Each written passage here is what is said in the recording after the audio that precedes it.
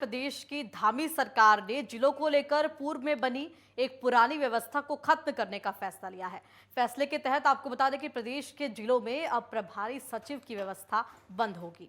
अभी तक प्रदेश में जिलों के प्रभारी सचिव हुआ करते थे, लेकिन जिसके बाद अब इस व्यवस्था को खत्म करने का निर्णय लिया गया है। फिलहाल तक भी व्यवस्था लागू है, लेकिन सरकार की तरफ से अब इस व्यवस्था को खत्म करने का फैसला लिया गया है। वहीं प्रभारी सचिव की जगह अब सचिव और अपर सचिव रहेंगे। उत्तराखंड के हर जिले में 2 सचिव या अपर सचिव का दौरा करने, बैठक लेने के लिए भी निर्देश दिए गए हैं। वहीं महीने के दूसरे हफ्ते और चौथे हफ्ते हर एक जिलों में बैठक लेने को कहा गया है। 12 महीने में हर जिले का दौरा सचिव करेंगे, अपर सचिव भी करेंगे। उत्तराखंड के 13 जिलों में से 12 जिलों में सचिव और अपर सचिव बैठक करेंगे। इसकी तैयारी सरकार की तरफ से फिलहाल पूरी कर ली गई है। इस फैसले के बाद ये तमाम निर्देश भी यहां पर राज्य सरकार की तरफ से दिए गए हैं। ये बड़ा फैसला धामी सरकार का माना जा रहा है। एक्चुअली प्रभारी सचिव की जो व्यवस्था है ये काफ़ी समय से चली आ रही है और प्रभारी सचिव एक जनपद के इंचार्ज होते हैं। एक जनपद में जब भी प्रभारी मंत्री जी का भ्रमण होता है उस समय प्रभारी सचिव साथ में जाते हैं। तो प्रभारी सचिव उस जिलाधिकारी के साथ लगातार उस जिले के विभिन्न इश्यूज़ को लेकर के टच में रहते हैं। माननीय मुख्यमंत्री जी का मंशा ये था कि एक सचिव एक ही जिले में भ्रमण करने के बजाय एक सचिव हर जिले में भ्रमण करें। तो उस मंशा को ध्यान में रखते हुए अभी एक प्रपोजल बना रहे हैं कि प्रभारी सचिव की व्यवस्था को हम समाप्त करें और उसके बजाय अगले 12 महीने में प्रत्येक महीने एक जनपद का भ्रमण प्रत्येक सचिव के द्वारा किया जाएगा। ज्यादा जानकारी के साथ संवाददाता ज्ञानेंद्र तिवारी मेरे साथ जुड़ गए हैं। ज्ञानेंद्र, फिलहाल क्या कुछ ये फैसला है धामी सरकार का जिसमें प्रभारी सचिव को अब जिले की जिम्मेदारी नहीं दी गई है, बल्कि जितने सचिव हैं, अपर सचिव हैं, उनको जिम्मेदारी दी गई है।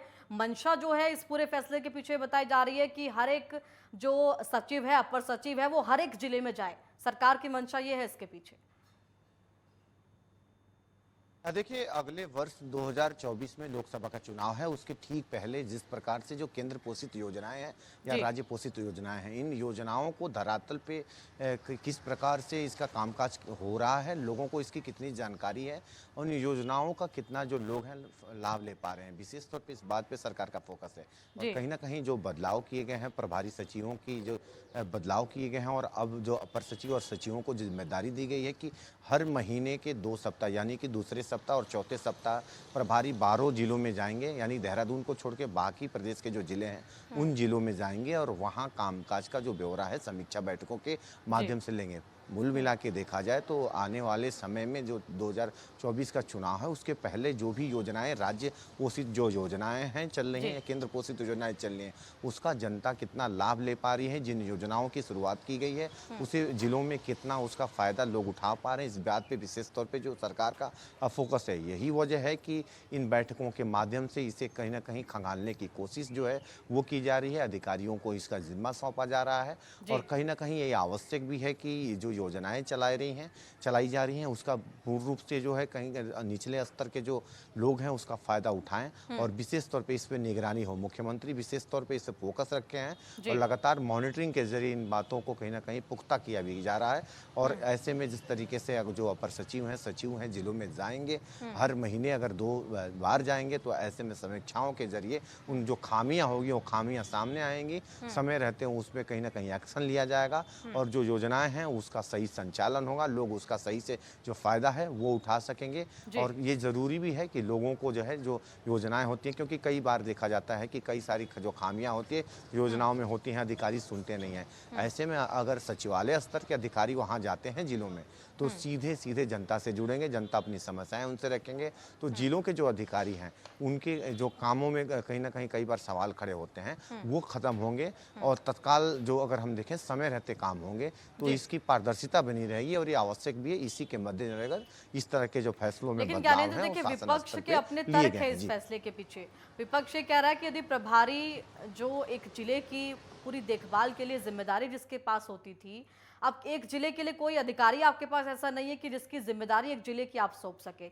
ऐसे में कैसे जो केवल मुख्य सचिव हैं, अपर सचिव हैं, वो पहुंचेंगे और हर एक जिले की जो सही चीजें हैं वो रख पाएंगे? इस पूरे फैसले पर अमल कैसे होगा राज्य के अंदर, ये भी सवाल उठाए जा रहे हैं विपक्ष की तरफ से। देखिए, विपक्ष की तरफ से सवाल जरूर खड़े किए गए हैं, लेकिन अगर जी। हम देखें तो जो प्रभारी अधिकारी होते हैं अगर हम देखें सचिव, वो कहीं ना कहीं उनके दौरे बहुत कम ही देखने को मिले।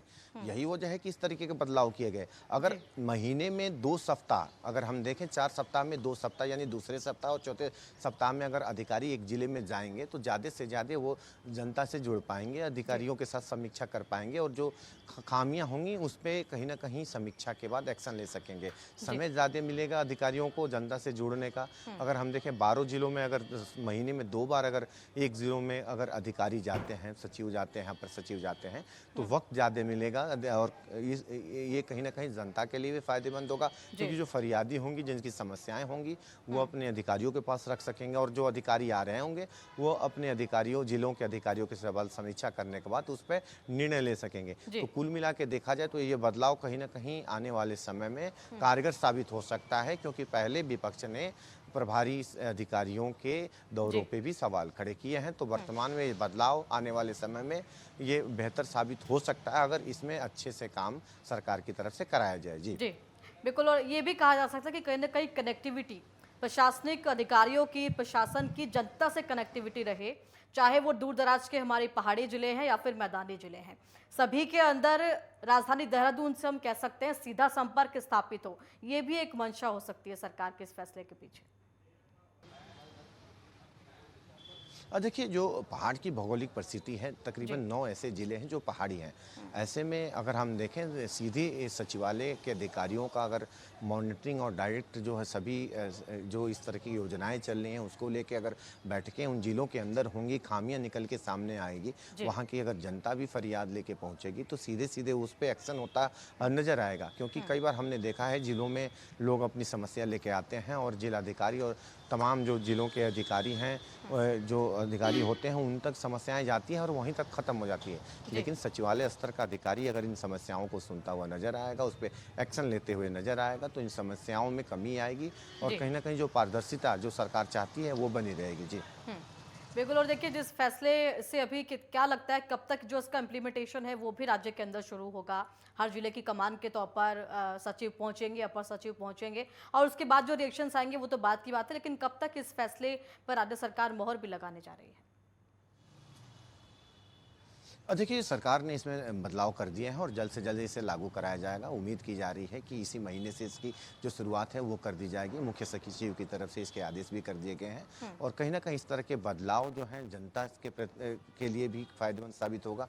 जो जी। योजनाएं चलाई जा रही हैं उन योजनाओं में जो खामियां हैं उससे वो दूर होंगी, पारदर्शिता बनी रहेगी, और समय रहते जो काम है वो जनता के होते रहेंगे। तो उम्मीद की जा रही है कि इसी महीने इस काम की जो शुरुआत है इस बदलाव के तहत वो की जाएगी। जी ठीक है ज्ञानेंद्र, बिल्कुल। देखिए, देखना होगा इस फैसले को किस तरीके से राज्य सरकार जब इसका प्रारूप तैयार करती है और इसका अमल किया जाता है राज्य के अंदर, क्या कुछ इसके नतीजे भी रहते हैं। फिलहाल तमाम जानकारी देने के लिए आपका बहुत बहुत धन्यवाद।